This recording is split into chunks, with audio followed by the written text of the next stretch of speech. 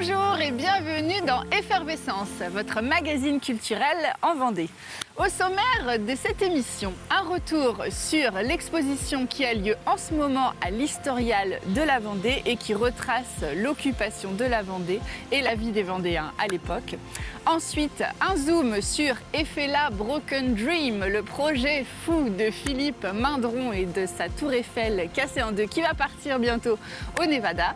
Et puis ici, ma rencontre ensuite avec Thierry Hériteau, comédien, humoriste qui prépare son 6e Avignon et qui nous a partagé sa passion pour le spectacle et notamment le sien, la petite boucherie du bonheur. Bien sûr, en fin d'émission, vous retrouverez votre agenda pour ne rien rater de belles sorties culturelles en Vendée. Effervescence, c'est parti!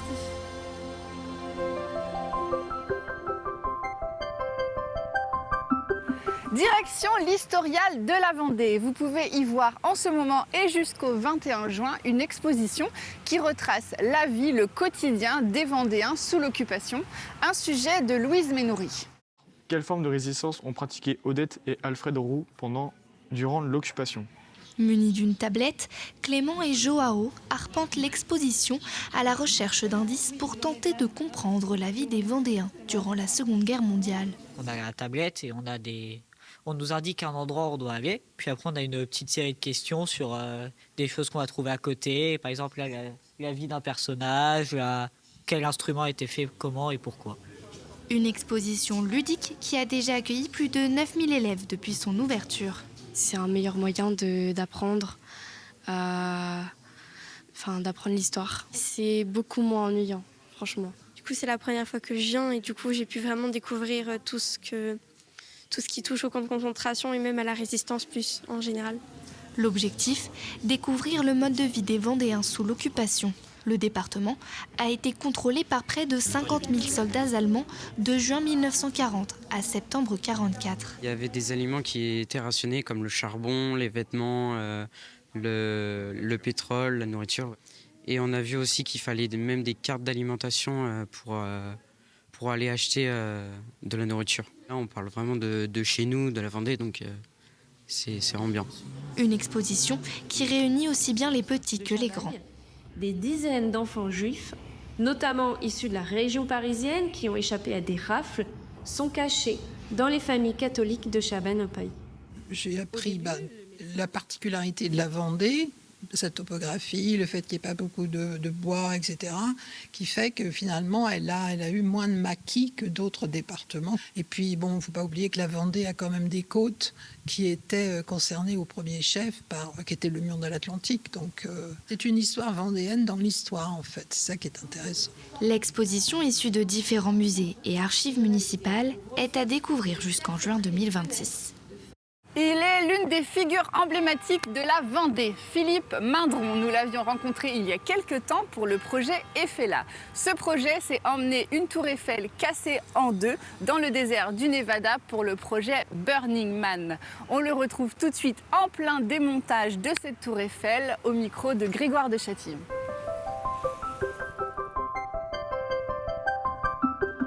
Ce soir, ils sont tous les trois par terre. Ce type est fou.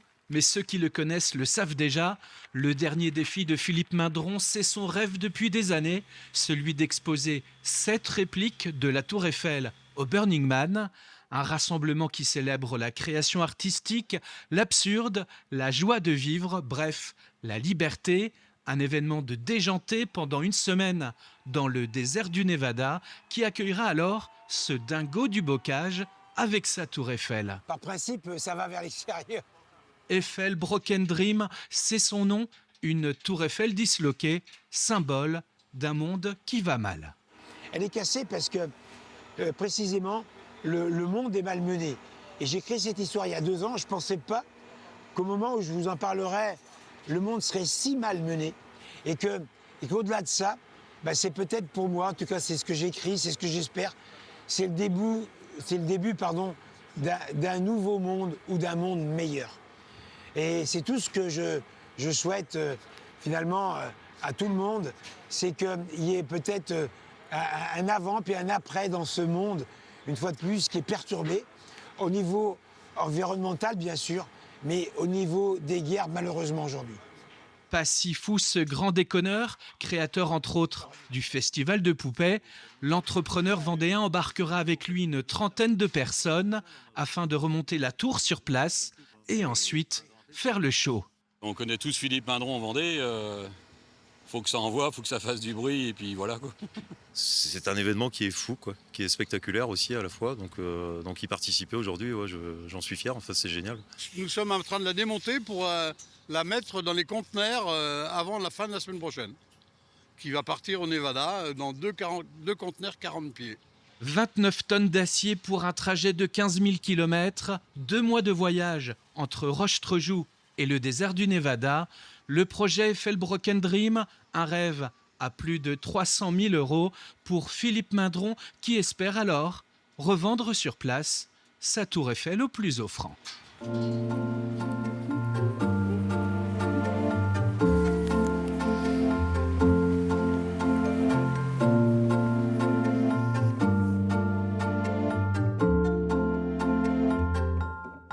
Nous sommes aujourd'hui sur la place Napoléon, au cœur de La Roche-sur-Yon, pour rencontrer mon invité de la semaine, Thierry Hériteau. Il est comédien, humoriste, il écrit ses spectacles et notamment son succès, La Petite Boucherie du Bonheur, un spectacle qu'il a joué plus de 300 fois. Je vous propose de le retrouver tout de suite.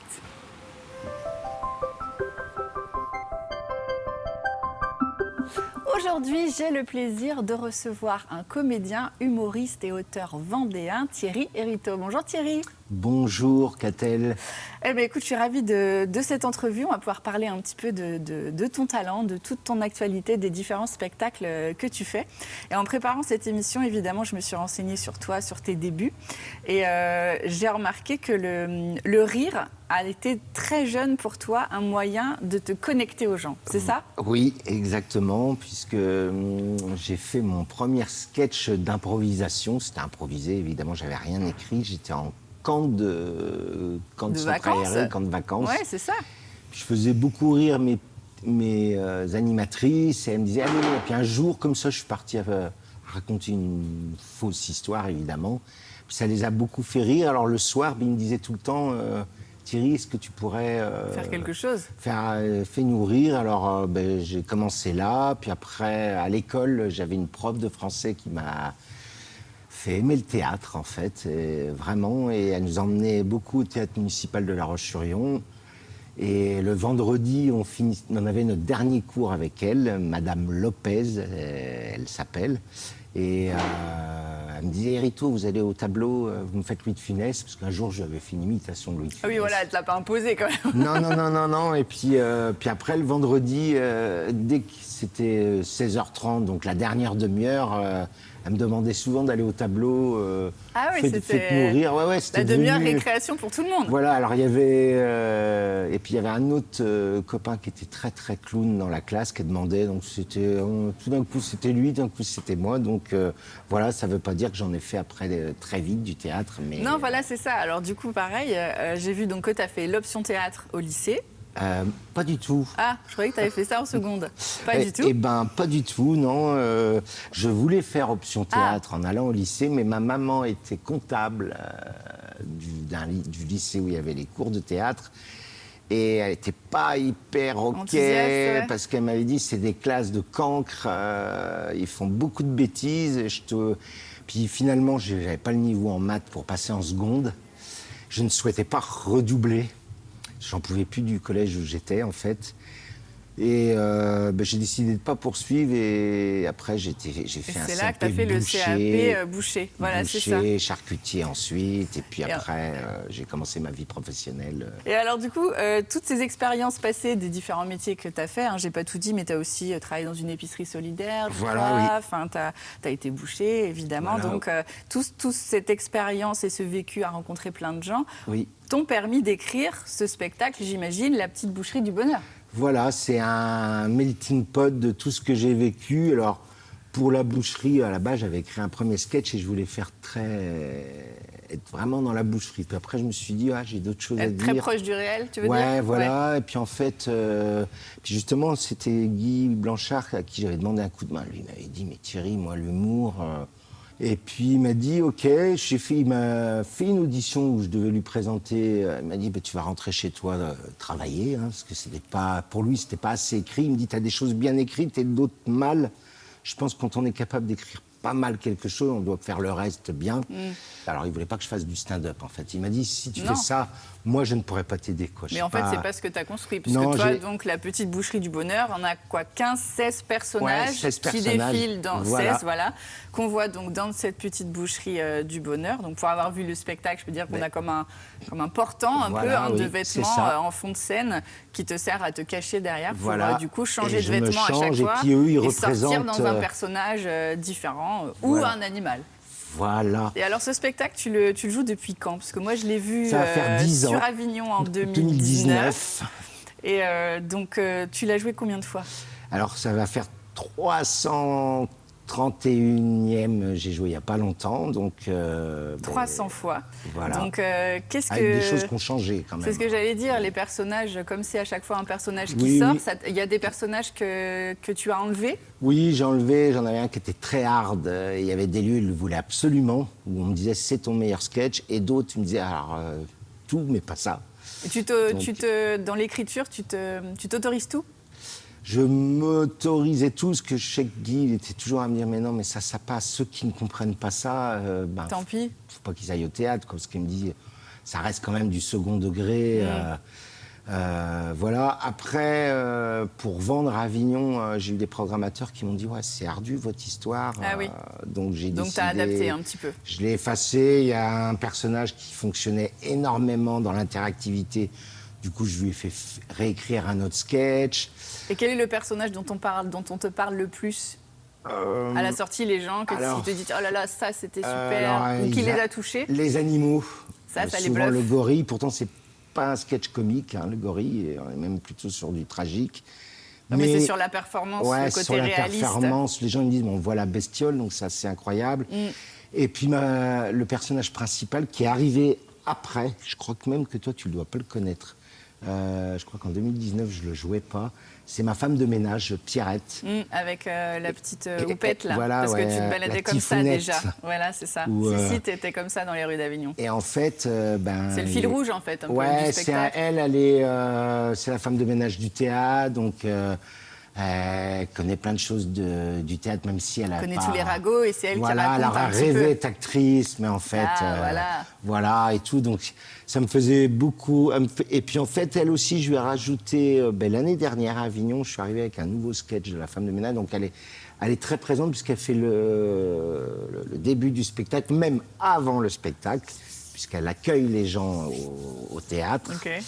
Après, elle commence le spectacle, elle arrive dans le spectacle et elle arrive en fin de spectacle. Donc, on va dire, celle-là, elle plaît beaucoup. Puis à Avignon, c'est vrai que... Alors, je préviens les gens, je leur dis attention, c'est pas un spectacle où il n'y a que elle et c'est pas un spectacle de genre les vampes ou... Non, pas du tout. Pas du tout. Pas du tout. Non, il y a vraiment plein de personnages touchants, voilà. Puis poétiques ça pique un et peu, drôles. C'est une satire sociale, quoi. Donc on est... Alors, ce spectacle, tu le joues où à Avignon ? Pour les Vendéens qui nous regardent et qui vont aller à Avignon. Alors, je vais le jouer au théâtre L'Albatros, rue des Teinturiers. Donc, ça fait plusieurs années que tu y es là-bas. Ouais, c'est une vraie belle rencontre. Et j'espère l'année prochaine y aller avec certainement la petite boucherie, mais parce que le théâtre qui me prend m'ont dit on va changer de prog l'année prochaine. Donc peut-être qu'elle sera changée, la petite boucherie. Et puis, parce qu'en fait, j'ai fait une rencontre, quelqu'un qui m'avait vu à Avignon, qui m'a programmé à Avignon au mois de septembre, qui est une boîte de prod, en fait. Et puis je leur disais qu'avant de jouer, que j'allais l'arrêter, qu'il y a trop d'années que je le joue. Enfin, je prends toujours plaisir à le jouer, en fait. Mais que je commence à vieillir, justement, comme il est très physique. Je lui dis, me mettre physiquement comme ça, à la ramasse. Et puis, eux, ils ont été étonnés. Ils m'ont dit, mais attends, un truc comme ça, faut le montrer. Tu peux le jouer jusqu'à la fin de ta vie. Enfin, fin de ma vie, je m'entends. Oui, bien sûr. Jusqu'à la retraite et tout. Et puis, ils m'ont rappelé, ils m'ont dit, mais nous, on aimerait que tu le tournes. On aimerait même t'aider à le faire tourner. Et la seule condition, c'est qu'on aimerait que tu le rajeunisses et que tu aies un décor moins lourd. En fait, il voudrait que je me change à vue. Ah oui, d'accord. Donc ça change complètement ton spectacle. Peut-être changer, peut-être une toute petite penderie pour de temps en temps disparaître, mais ça soit... Redynamiser, donc, on a commencé un peu à y réfléchir. C'est qu'eux n'ont pas trop le temps, moi, pas trop vraiment non plus, mais on va trouver un temps pour... Et je me suis dit, c'est vrai qu'un coup de jeune, puis en fait, eux, ils ont des lieux où, on va dire, assez classieux. Dans lesquels tu n'as pas encore joué. Voilà, et c'est peut-être ça, s'adapter un peu à ce genre de lieu, et peut-être un public qui sera peut-être différent, quoi. Donc, mais des gens très très simples et avec qui, puis pareil, ça matche bien. Ah ouais, ils m'ont dit, ils étaient vraiment, alors là, ils ont adoré. Et des gens qui sont dans le théâtre depuis très très longtemps, donc. Après, tant que c'est pas commencé le travail, voilà. Bon, de toute façon, les gens peuvent suivre ton actualité sur les réseaux sociaux. Tu fais également d'autres choses, de l'impro. Tu fais un spectacle pour enfants qu'on voit ici qui s'appelle Django et la forêt de Kitanga. Et voilà, et sinon, voilà, la petite boucherie du bonheur, ça continue. Bonne route à toi. Merci Catel. Bonne Avignon. Eh ben, écoute, je prends, comme on dit dans la profession. C'est ça, et à bientôt. Et à bientôt. Au revoir. Merci Catel.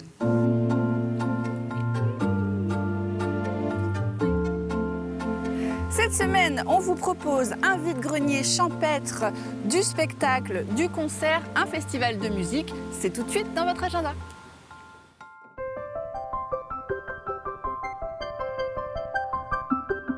Rendez-vous les jeudis du 28 mai au 24 septembre à la Salorge de la Vertonne de l'Île d'Olonne.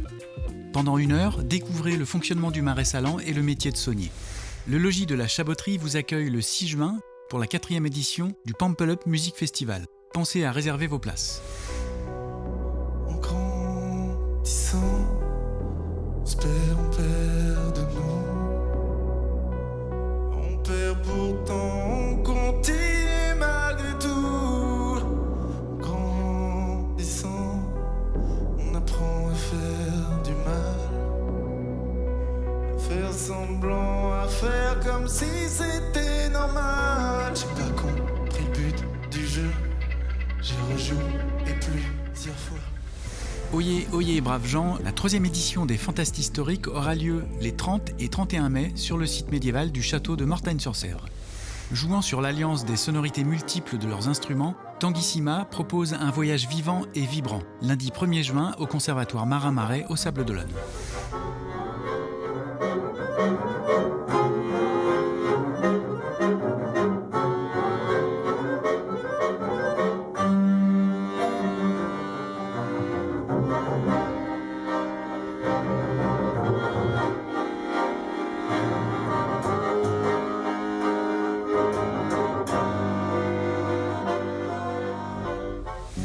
Yann Événement vous propose une soirée magique autour des talents d'aujourd'hui et de demain, le 6 juin, à la salle des fêtes de Moutier-les-Mauffais.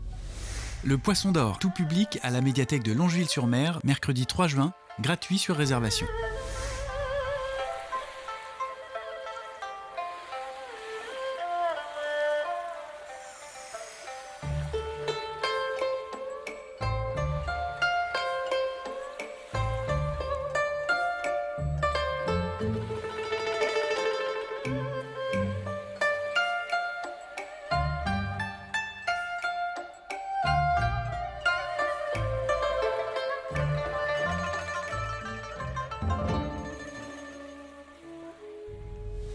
La Grange d'Asson, à la Boissière de Montaigu, vous propose un vide-grenier champêtre, des démonstrations équestres, un salon de thé et petite restauration, samedi 30 mai à partir de 10h.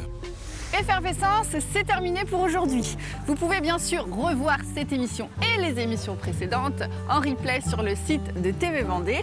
Et si vous organisez un événement culturel, n'hésitez pas à m'envoyer un mail à l'adresse qui s'affiche en bas de cet écran. Un grand merci à la brasserie Le 18B ici à La Roche-sur-Yon qui nous a accueillis chaleureusement pour cette interview avec Thierry Hériteau. Quant à moi, je vous souhaite une très belle semaine sur TV Vendée et je vous dis à la semaine prochaine pour de nouvelles rencontres culturelles.